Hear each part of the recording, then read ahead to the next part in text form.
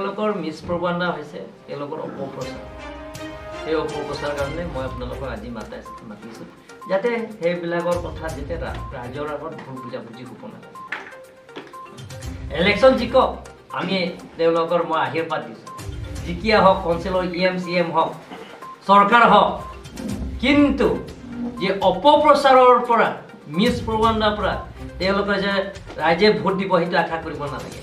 কাৰ্বি আংলঙৰ ৰাইজে সকলো জাতি জনগোষ্ঠী সহজ সৰল মানুহ, হয়নে নহয়? ইয়াতো ট্ৰাইবেল মানুহ চবে সহজ সৰল মানুহ, সকলোৱে আপোনালোকে পূজাও খায়। কাৰ্বি পূজা আছে, ছাগলী কাটে, গাহৰি কাটে, মুৰ্গী কাটে, খায়নে নাখায়? কাৰ্বি নন কাৰ্বি সকলো মিলি প্ৰীতি আমি আছোঁ নে নাই?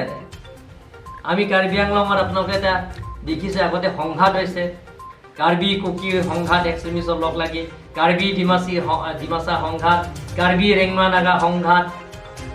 কিন্তু ইয়াত যেতিয়া আমাৰ চৰকাৰ অহাৰ পিছত, টিম কাৰ্বি আংলঙৰ ভাৰতীয় জনতা পাৰ্টীৰ চৰকাৰ হোৱাৰ পিছত ইয়াত কাৰ্বি আংলং পিছপৰি হৈছে নে নাই?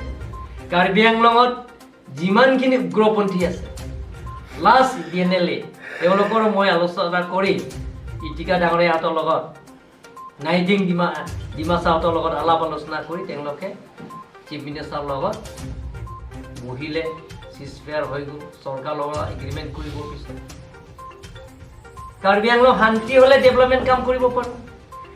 কাৰ্বি আংলং শান্তি হ'লে আমি অল ৰাউণ্ড ডেভেলপমেণ্ট কাম কৰিব পাৰোঁ। আজি আপোনালোকক চাওঁ যে ডিফু ইউনিভাৰ্চিটি কেম্পাছ ফুল প্লেজেড চেণ্ট্ৰেল ইউনিভাৰ্চিটি হোৱাটো তেওঁলোকৰ নিবিচাৰে। কাৰ্বি আংলঙৰ এগ্ৰিকালচাৰ কলেজৰ হোৱাটো তেওঁলোকৰ নিবিচাৰে। কাৰ্বি আংলং ভেটেৰিনেৰী কলেজ হোৱাটো তেওঁলোকৰ নিবিচাৰে। কাৰ্বি আংলঙৰ ফৰেষ্ট কলেজৰ হোৱাটো তেওঁলোকৰ নিবিচাৰে। ডিফু টু আপ টু হান্দুলিলৈকে বৰ্ডাৰলৈকে নেশ্যনেল হাইৱে হোৱাটো তেওঁলোকৰ নিবিচাৰে। কনষ্টিটিউশ্যন অফ ইণ্ডিয়া আৰ্টিকল 164 মতে যে council of minister decision is the final decision. Council of মিনিষ্টাৰটো কোন আছে? কাউন্সিল অফ মিনিষ্টাৰটো আমাৰ কাৰ্বি আংলং অট'নমাছ কাউন্সিল নহয়, কেবিনেট ডিচিশ্যন, ষ্টেট গভৰ্ণমেণ্টৰ decision is the final decision. আমি গভৰ্ণৰ আমি এডভাইচ দিব নোৱাৰোঁ। গভৰ্ণৰ এডভাইচ দিয়া, হুকুম দিয়াটো আমাৰ ষ্টেট গভৰ্ণমেণ্টে দিব পাৰে।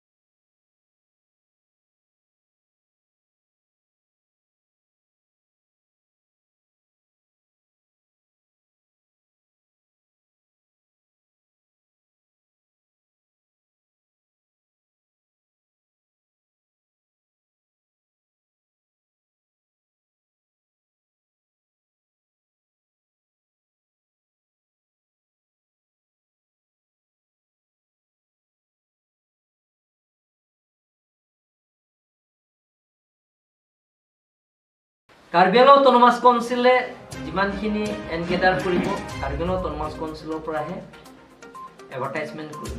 নেট ভেকেঞ্চি, ৰিটায়াৰমেণ্ট ভেকেঞ্চি থাকিলে কাৰ্বি আংলং অট'নমাছ কাউন্সিলৰ পৰাই এপইণ্টমেণ্টো দিব। আৰু তেওঁলোকক চেলেৰিটো দিব ষ্টেট গভৰ্ণমেণ্টৰ পৰা। ষ্টেট গভৰ্ণমেণ্টৰ যিটো 30 ডিপাৰ্টমেণ্ট যদিও চেলেৰি দিয়া নিচিনা, প্ৰথমে ষ্টেট গভৰ্ণমেণ্ট আমাক কাউন্সিলত টকা দিব, তাৰপিছত অনলাইন জৰিয়তে আমি প্ৰত্যেকজন চাকৰি কৰা মানুহক তেওঁলোকৰ আমি সেই চাকৰিটো দৰমহাটো চেলেৰিটো আমি আকৌ দি দিম তেওঁলোকৰ একাউণ্টত। পেৰাগ্ৰাফ 7 যদি আমি যদি কাৰ্বি আংলং অট'নমাছ কাউন্সিল যদি কৰা নাই, আমি যিহেতু আমি কমিটিও গঠন কৰা নাই, আমি প্ৰপ'জাৰো পঠা নাই, সেই তেনেহ'লে আমাৰ যদি কণ্টেম হৈছে বুলি কৈছে, কণ্টেম হৈছে বুজি তেনেহ'লে আমাক কেছ দিয়ক। মিডিয়া আগত ক'লেতো নহ'বতো, হয় নহয়? মিডিয়া ছ'চিয়েল মিডিয়া আগত কৈ থাকে তেওঁলোকৰ, কিন্তু কৈ দিয়ক সুপ্ৰিম কোৰ্ট, হাইকোৰ্ট তেওঁলোকৰ কেছ দিয়ক, কেছ দিয়ক কাউন্সিলৰ এগেইনষ্টত।